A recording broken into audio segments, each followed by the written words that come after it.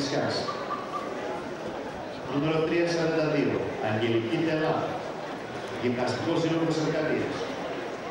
Στην πρώτη σειρά, στην πρώτη τελική σειρά, στον δρόμο των 100 μέτρων πέτρων. Στο διάλογο 1, Άγγελος Ρούσος, Γυμναστικός Σύλλογος Αρκαδίας. Στο διάλογο 2, Καράδομος Μιναρετής, Άσκηλπης. Στο διάλογο 3, Κουλάκος Διονύσιος, Δεσημιακός Γυμναστικός Σύλλογος.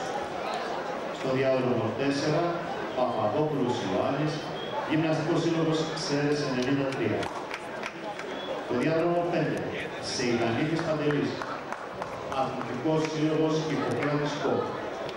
Στο διάδρομο 6, Μιχάλης Πιλάτος, Κοαριδέας. Στο διάδρομο 7, Ευστρατιάδης Αναστάσιος, Γέαν Βολίδας. Στο διάδρομο 8, Νικόλαος Καρανικόλας, Πανελλήνιος Γυμναστικός Σύλλογος. Δίνεται η εκκίνηση.